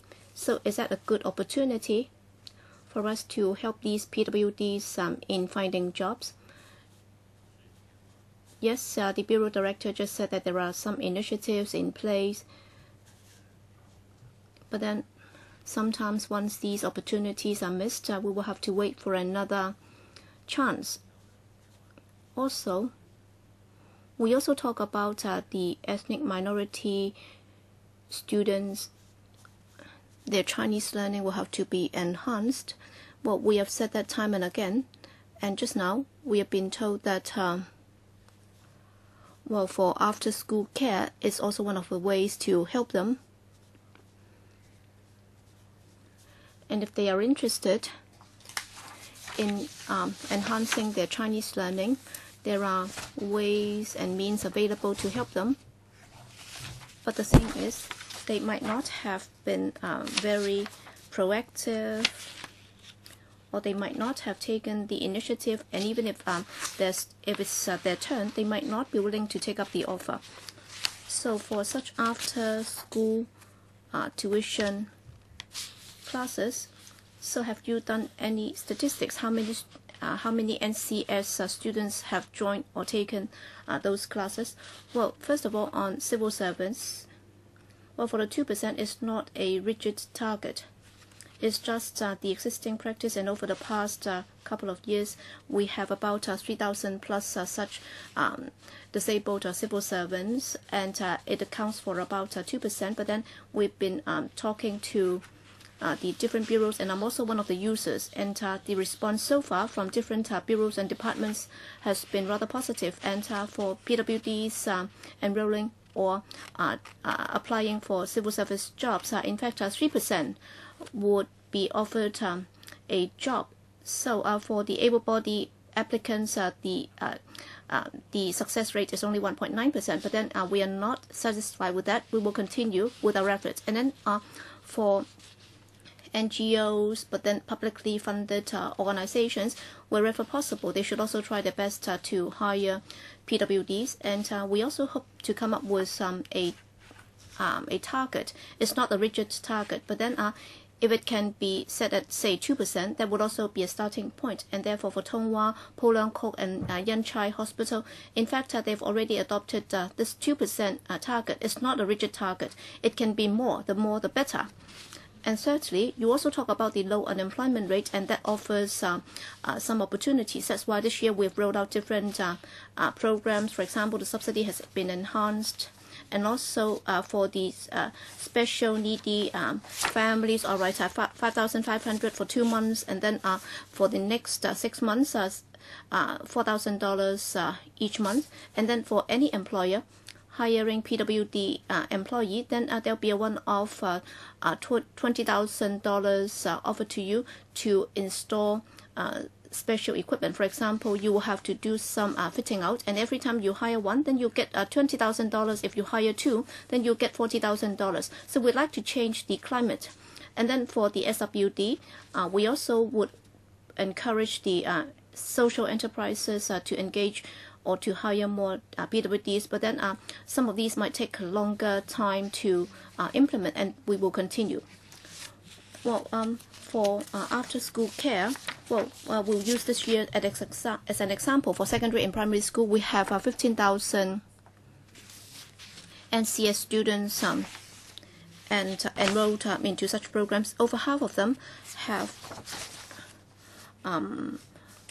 taken up different forms of after-school care program. For example, for the language support center run by the Hong Kong U, and also for school-based facilities, about half of the students have enrolled into those programs. And this year, we also plan to expand the after-school care program, and we plan to do that in 2013-14. Yes, thank you, Chairman. The subject is very broad, but then there is a specific request hoping to help a small group of students. We hope that to continue. Well, for PWD, going to the shelter workshops and so on, actually they will be working from Monday to Friday, 5 days a week. And given the fact that for the WITS, there is already this dual track system in place, and I've also talked to some senior officials in the SWD, and I've been told that it's not possible. But then if you look at the WITS, if you are a hawker in Jardine Square, then you'll be eligible. So even if you're a hawker, you're eligible. How come for PWDs working in sheltered workshops and they've been working full-time Monday to Friday, how come they are not eligible? I think we should encourage them to work by offering them this WITS. So can you give us a reply right away today? Or will you be arranging for these people to apply for the WITS? Bureau Director, I thank Mr. Tang for your question. In fact, the Labour Department has looked into this. Initially, there are some problems, but then we'll review it further. The difficulty is that they might not have established this employment relationship, and also in the shelter workshop they're receiving training, and if such subsidy would also be offered to these trainees, then what about other training programs? Would they also be eligible? But then the Labour Department is concerned about this. But then I'm also inclined to finding a solution to this problem. And also, as you are right, you're right, even for the self-employed, they would be eligible for this WITS. That's why I'll go back and take it up with my colleagues. But then initially, according to the analysis of the Labour Department, there might be a knock-on effect, because if you just relax it so that they would also be eligible, what about the other training programs? Because there are other people who are undergoing training and there is no employment relationship, and the overall situation might be affected. But then I can promise that I'll go back to review the situation to see if there is any room for us to do something for these people. Thank you. But then can you be more specific? Are you going to come back in 3 months or 6 months? So, or by the end of this month, by the end of June, you'll be completing the dual track system. Well, that will start from the 1st of July. I don't think we'll be able to do it before the 1st of July, but then you will have to give us some time because we do expect that for the WITS, there'll be a comprehensive review, and then 3 years down the road, there'll be a review. But then 3 years might be a bit too long in time. That's why please give us a few months. The most important thing is we will have to look at other training programs. Can they be taken out? So that can we do something specifically for this group of people? I'll be following up on this. Thank you. Ms. Chen Yun Han. Chairman. Well, for PWDs, I think my colleagues have already raised them, and you've already got this figure. Yes, you encourage, well, for the contractors winning government's tender, they'll be encouraged to do so. But then do you have any target? For example, if there is a contract term saying that they will have to hire a certain percentage of PWDs, then that would be better. And then for new arrivals and single parent families, well, I'm concerned about women's interests. Yes, I do admire some of your programs. Well, for new arrivals, that will be discussed later. But then I'm also concerned about this because for new arrival families, well, let me turn to the single parent families. All right, the administration just spent 2 paragraphs on them, and apparently that's it. Well, that's not true. In fact, if you look at the paper from the administration, I've got this impression all along. Bureau Director, I've been jokingly saying that, well, sometimes we can look at your efforts, but then in resolving the problems, for example, for the disabled, well, I was referring to a certain problem. Yes, you have done something for them. But then in terms of resolving the problems once and for all, well, I've been here listening to them for a long time. Before I rejoined this council, I've been hearing the administration say that they attach a lot of importance to them. But then how about setting a target in the contracts requiring them to hire a certain percentage of PWDs? So what I'd like to say is, Bureau Director, you've not been able to solve the old problem. Some of these problems have been with us for a long time, and if we agree that we should do something about it, then you will have to come up with some new initiatives instead of just adopting some old thinking. Apparently, many programs are there, but then the problem is still there. That's why, as Mr. Tam said, all right, here we're discussing this issue, and then next door they're also discussing the same issue. It shows the level of concern by this council. And there are many common views. So I'm not asking you about what the paper sets out. So there are 2 points that I've raised this morning. Well, one is about the government departments, and number 2 is about the contractors. So you will have to set a percentage so that they will have to hire more PWDs. So are you able to put this in as a contract or contractual term? All right, as the Commissioner has said, there will be a merit point system. Commissioner, so can you tell us the target? If you're just doing this as window dressing, then that's not very meaningful. Commissioner, but that depends on the nature of the contract. All right, that depends on the level of manpower that they will need. But then if they are able to hire a substantial number of PWDs, then that would also depend on the number of PWDs that they have recruited. And there will also be an adjustment to the scores that they get. Yes, Albert Ho. All right, on the hiring of PWDs, all right, well, for people or enterprises putting in bids for government contracts, there will be merit points given to them. And under government's policies, you would also be hiring the ex-mentally ill and also PWDs. So people with all sorts of disabilities will be considered. Well, I think it's difficult to come up with a fixed target. What's the current level? 2%. So for the subvented bodies, are there any guidelines hoping that they can reach that level? And also on average, how many are they employing? Well, for NGOs, we are actually working full steam to encourage them to do so. And in many organizations in particular, those publicly funded bodies, they are more than happy to follow the government's indicator. They can have more than 2%. So it's not set in stone. But then most of them would be willing to adopt the 2% as a reference threshold. In particular, for many organizations under our bureau, they are already moving in that direction, and therefore the culture is changing. Now, though this may not be a rigid indicator or target, I hope that you'll require them to disclose the figure before funding is given to them. That's the first point. And then second, yes, of course, I understand that there will be difficulties with the private sector, but then can some tax incentives be offered to these employers in the private sector? Because there is a shortage of labor in the market, and also we need to provide more job opportunities for the PWDs. So it will be a win-win situation. But then I want to say that the tax rate is not high in Hong Kong, but at least that's an incentive. That's an incentive. In fact, in the Tonghua groups and other NGOs, they do publish in their annual reports the number of PWDs that they employ. In fact, they are highly transparent. Yes, I think such information should be made public so that we know whether these organizations have discharged their corporate social responsibilities. And yes, I understand that in fact the CSB has relaxed the recruitment policies. And please do not think that there is a statutory requirement to require civil servants to be bilingual. In Canada, for example, a government servant needs to be proficient either in English or in French. And I am of the view that these relaxed measures should be promoted so that we can recruit more ethnic minorities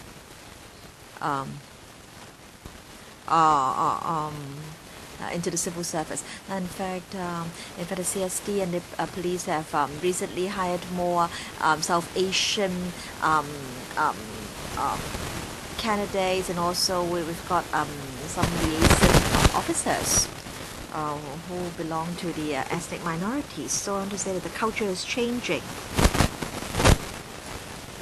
Yes, Chairman.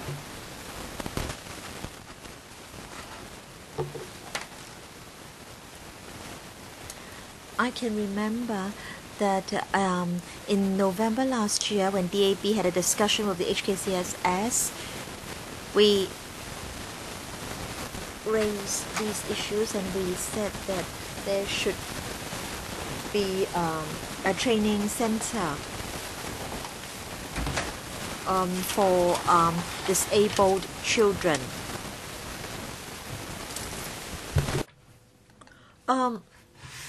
I want to say that, of course, we need to provide skills training for PWDs. This is important. And then last month, I went to a service center in Tin Shui Wai, and I had a discussion with some students who had just done a survey on ethnic minorities. And then they had also completed a survey on the mentally ill. And in the survey, the students discovered that there was a problem of discrimination. And for the mentally ill or mental patients, 60% of the respondents, in fact, showed responses of a discriminatory nature.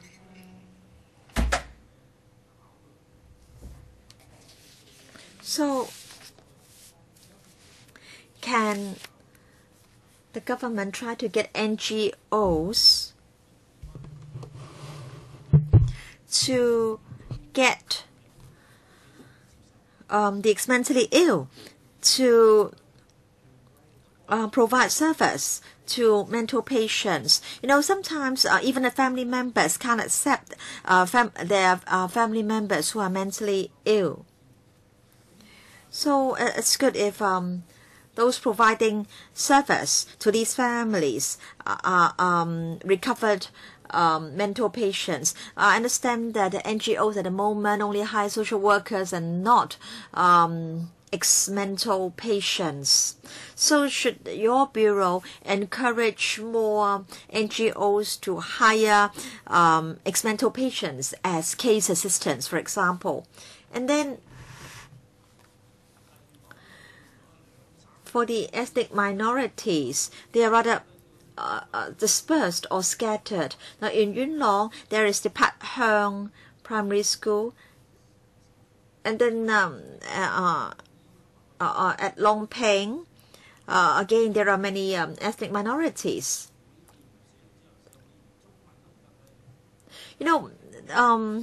These ethnic minorities can't integrate into society if they aren't proficient in Chinese. So can the Bureau try to provide Chinese learning support for these ethnic minority students studying in ordinary primary schools?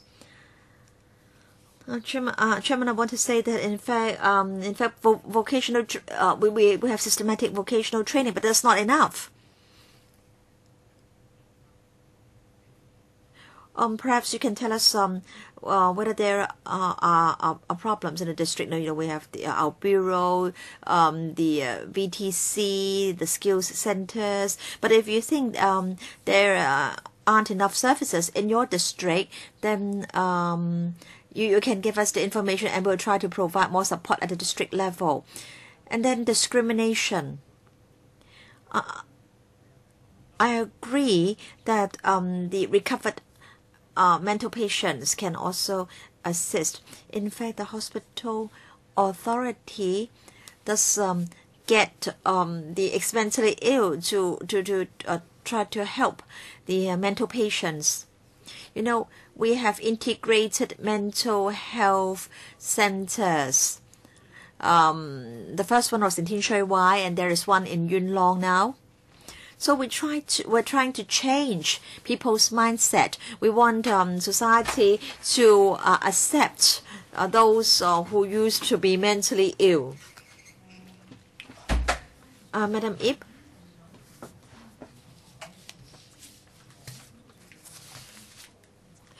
Yes, I agree with the member that it's really not good to have these ethnic Chinese children concentrated in the so-called designated schools, because in these schools there isn't that learning environment for these students to learn Chinese. And that's why we want to give parents more choices in the coming year. We hope that we can have these non-Chinese students or NCS studying in different mainstream schools.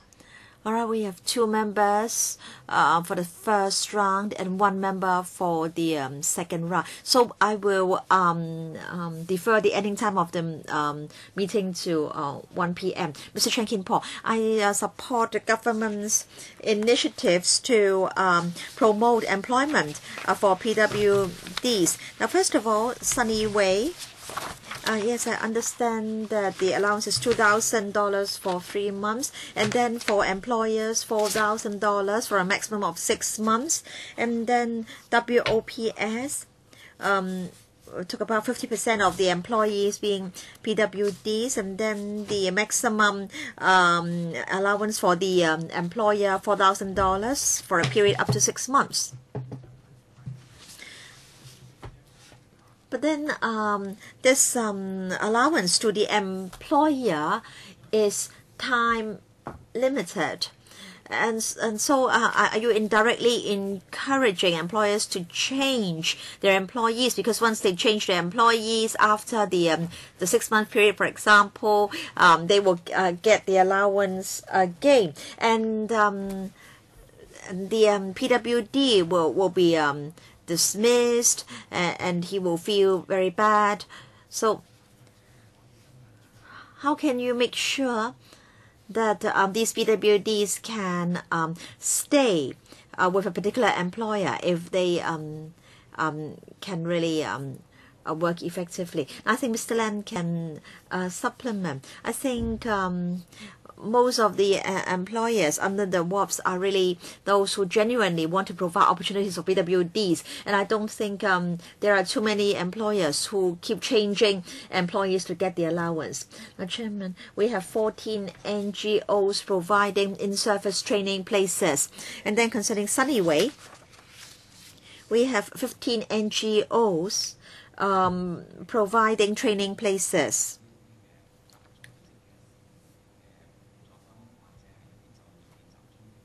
Then as to whether these the employers will try to get the allowance, and once the allowance period expires, they will change their employees. Now we do have tracking surveys, and for in-service training programs for PWDs and also for Sunnyway. After these PWDs start work with their employers, we follow up their cases for at least half a year. So we track the progress of the employees as well as we also the progress of the employers. And then the ex-mentally ill. In fact, under the 3 years project, we have 46% of the employees who are the ex-mentally ill. Yes, Chairman, just a very simple follow-up. Can you join the second round? But it's just one point, a very simple point. Now, it's good that we have these kind-hearted employers, but then employers may have financial difficulties. So how can you make the employment arrangements more sustainable? You mean a long-term salary subsidy? Now, I don't think we can go on in this manner. Now, it's my turn now. First of all, PWDs. The 2% is not really a target as such. I think there should be a mandatory policy of 2%. And then for NGOs receiving government funding, I think again you should set a mandatory 2%. You've told us that some NGOs hire more than 2%, but I think it's not enough because NGOs receive funding from the government, and so I think both the government and the NGOs should be subject to a mandatory 2%. You should set a good example for other employers. And then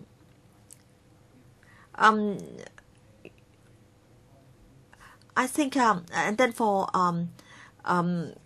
contracting out your government services and projects, I think you should seize the opportunity to require the contractors to employ PWDs. You can't leave everything to these people. So where the government has money to spend, I think you can have a say. So you should impose a mandatory 2%. And then social enterprises, I've also patronized that restaurant nearby, but then I understand that the support will only last for 2 years. In fact, we've been to South Korea and Taiwan. In these two places, social enterprises employing disabled persons are subsidized, and a deficit can be, or a loss of 30%, say in Taiwan, can be accepted. And the two places gave us the same reply when asked why they could accept a deficit, and they said that if the business closed down, these people would not be working and they would have to receive government support. And so the support given to social enterprises is also a form of encouragement. I understand that in Taiwan it's 50%. If over 50% of the employees are PWDs, and there can be long-term support or subsidy, even though the loss may be up to 30%. And then ethnic minorities. And while I was in the UOC, I also expressed my concerns. But now, when these NCS need to get into universities, they need to sit the Chinese exam, and it's very difficult for them. All right. I think the last question can be taken up by Ms. Madam Ip, the expert. And I want to say that it's good to set a clear target. But in fact, in recent years, the government has been able to achieve the target of 2%, but we don't want to set a rigid target. But what's wrong with having this target? Yes, as you've reminded me of this, I'll talk to the SCS. As we've already achieved 2%, perhaps we can just write it down in black and white. And you're quite right in saying that in a tendering exercise, as the Commissioner just said, in some contracts, they've been able to hire PWDs, but then in other cases it might not be appropriate because for larger contracts and also in some cases they might need to engage more professionals, and it might be difficult to set a target. But then we'll try to see if we can insert that clause. And then for the WOPS program, yes, it's for 2 years, and in some cases they have been very successful. It doesn't mean that all of them will disappear after 2 years. In fact, there are some 700 jobs that have been very successful, and they've been allowed to continue. All right, on taking Chinese exams, well, can Ms. Ip help us?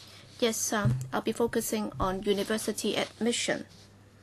Let's say taking the joint JUPAS as an example. Well, JUPAS applies to all tertiary institutions. Well, for DSE Chinese, other than that, in other exams, for example, for GSE or A-level exam, and also for 7 CEAL, and also for Chinese, and also for IGCSE Chinese, they would also recognize that as a Chinese qualification. But then for the levels or the grades that we require, they will be different. For example, if they are taking the GCSE, then they will have to have medium or above.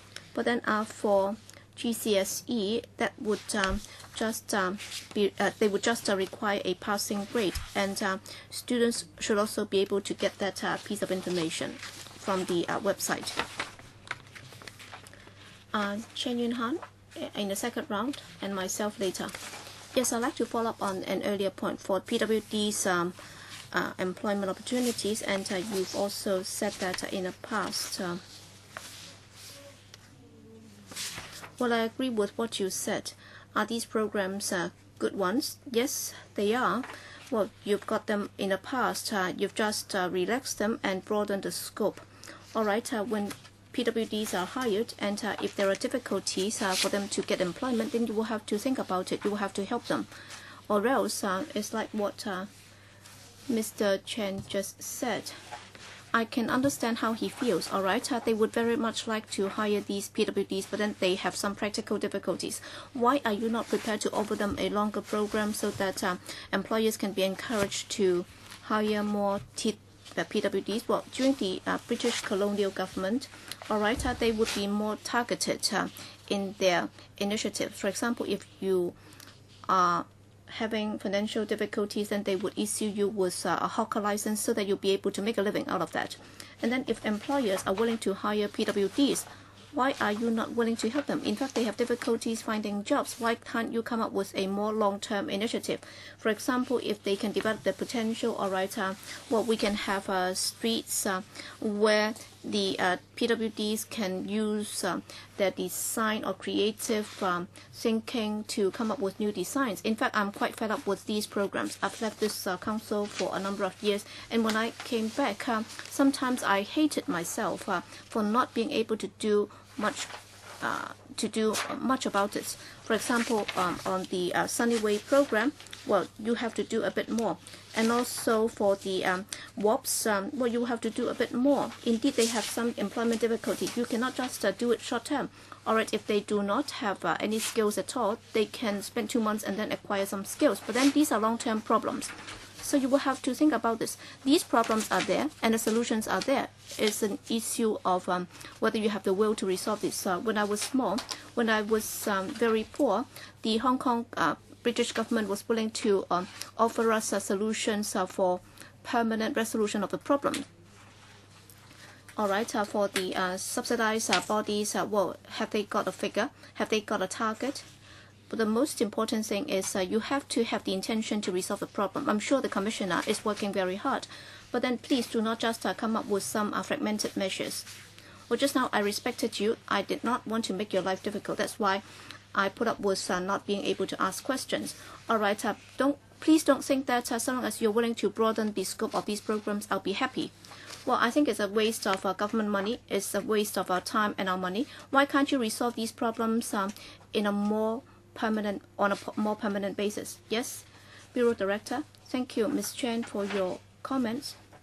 In fact, we've been working very hard. As you can see in the paper, we set out very detailed initiatives. We have employment training and also job opportunities. We have also encouraged our employers to hire more PWDs. Yes, there is always room for improvement. But then, as you can see, we have already taken another step forward. For example, on the Sunny Way and so on, we have already increased the amount of subsidy, and also the duration has also been lengthened.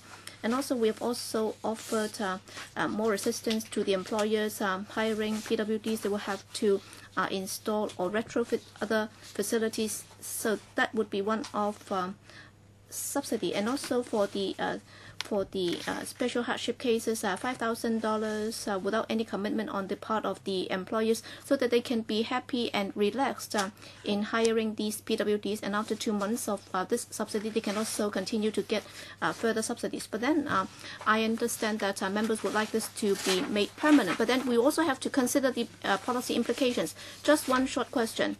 Yes, I understand that it's difficult for you. But Bureau Director, you're actually wasting yourself, you're actually wasting your colleagues' time and our time. Because after 2 or 3 years, they'll be facing the same difficulty. Why can't you think a bit more long term? You will have to tell CY that you will have to solve these problems.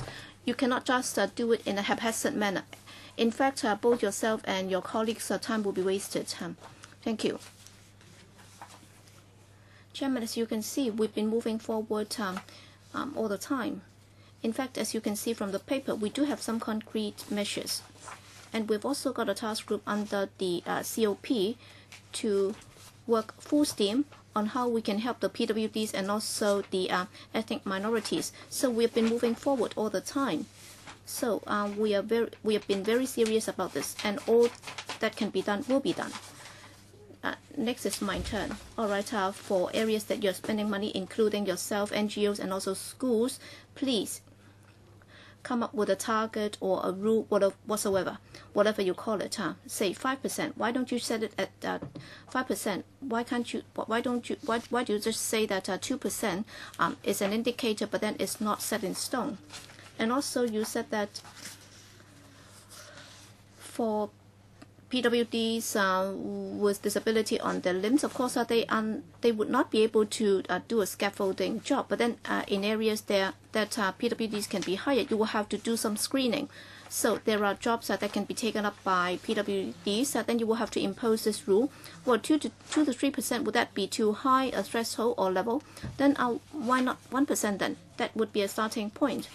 So at least they will have to feel the pressure, or else they will just ignore it.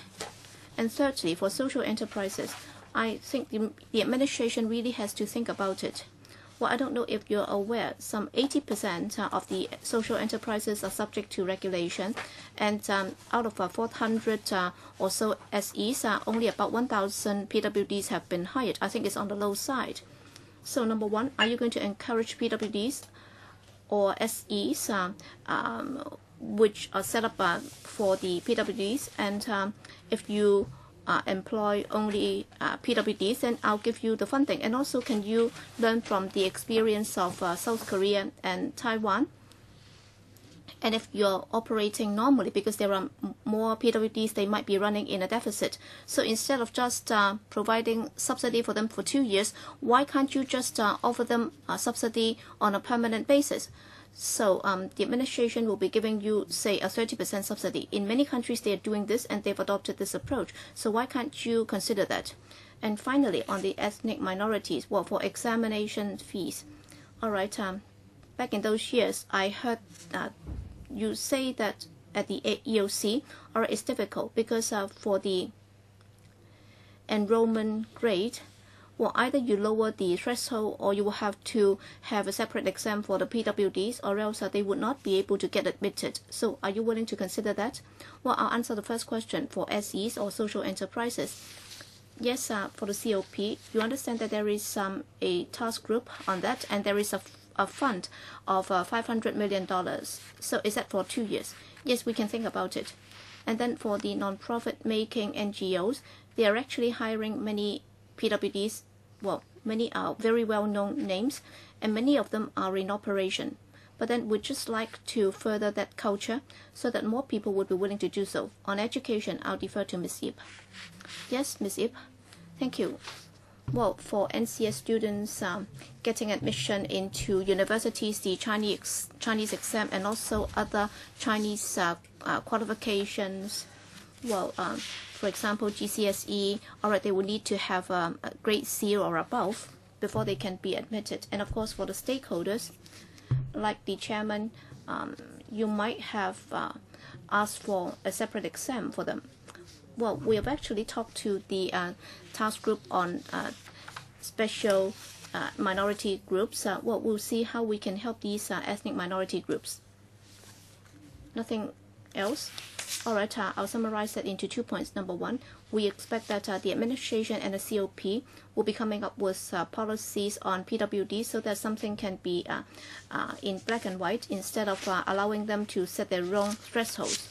And for social enterprises, really, can you specifically help those SE for PWD so that those SEs, if they are operating normally, then they could be given long-term subsidy. And then for the disadvantaged groups, I think they are most concerned about examinations, and I've heard them say that they've got difficulties getting admission because of the examination requirements. All right, the next meeting will be held on the 8th of July. Thank you.